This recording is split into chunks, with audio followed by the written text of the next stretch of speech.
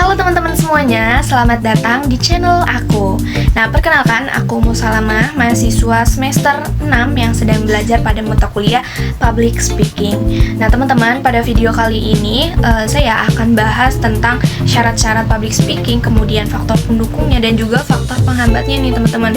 Tentunya materi ini tuh penting banget ya, apalagi buat kalian yang sering banget tampil di depan umum, kayak baik ketika presentasi, pidato, atau sekedar ngomong di depan kelas gitu ya. Nah, hal pertama yang akan saya bahas di sini yaitu tentang faktor pendukung. Nah, teman-teman, supaya kita bisa tampil maksimal saat public speaking, tentunya ada faktor-faktor yang punya peran besar banget nih. Salah satunya adalah yang pertama, yaitu adalah latihan yang konsisten. Nah, latihan itu adalah ternyata kunci utama, teman-teman. Semakin sering kita latihan, semakin terbiasa kita dengan materi dan situasi berbicara di depan orang gitu. Latihan juga itu sangat membantu kita, terutama mengurangi rasa gugup, kemudian menemukan gaya bicara apa yang sebenarnya kita miliki, dan juga memperbaiki kesalahan kayak seperti mungkin ketika kita berbicara itu terlalu cepat atau terlalu pelan mungkin, atau juga terlalu kurang jelas gitu, sehingga itu bisa menjadi evaluasi kita ketika kita berbicara.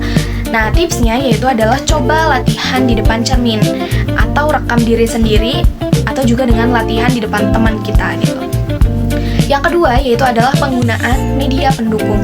Nah, media pendukung itu contohnya seperti apa aja sih? Nah, media pendukung yang dapat kita gunakan yaitu bisa seperti PowerPoint, kemudian juga video, atau alat peraga yang bisa membantu audiens itu lebih memahami materi yang kita sampaikan. Nah, selain itu juga teman-teman, media juga bikin presentasi kita itu lebih menarik.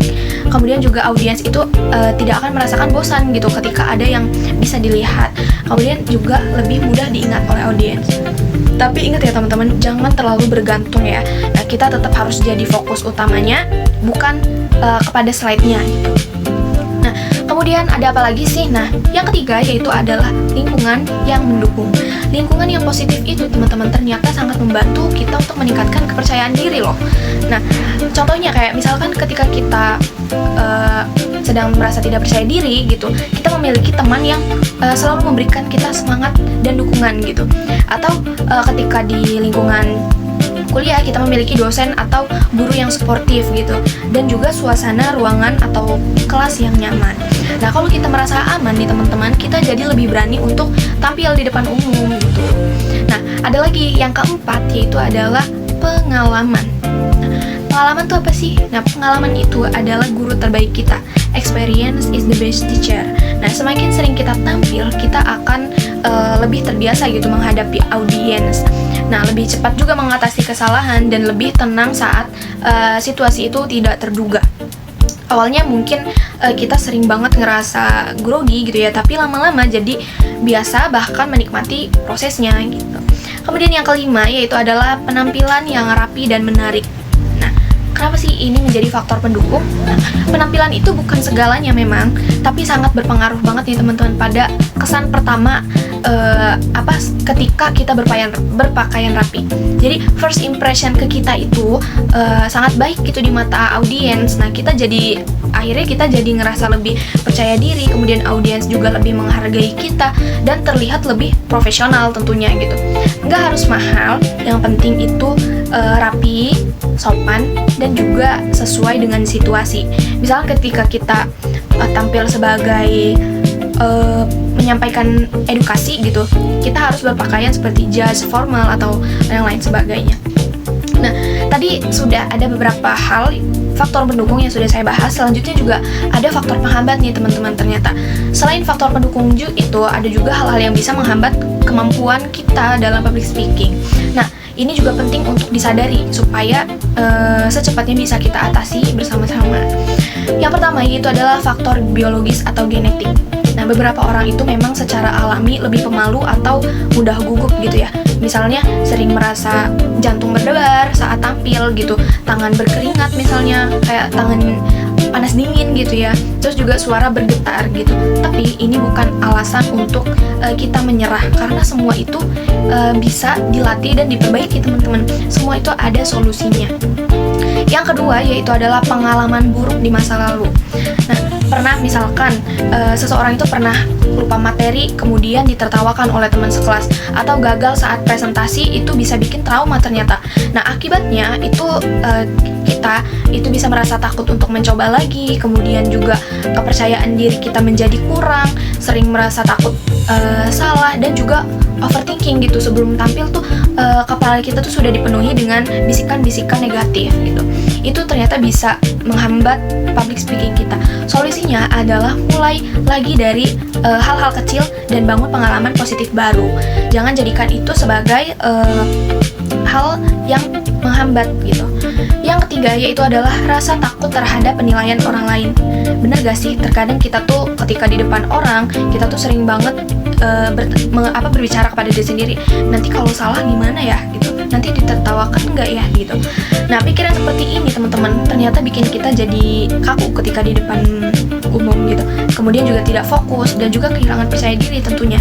Padahal audiens itu sebenarnya nggak semenyeramkan itu kok gitu, kalau misalkan kita sudah memiliki mindset yang positif dan dari pengalaman-pengalaman baru yang positif tersebut.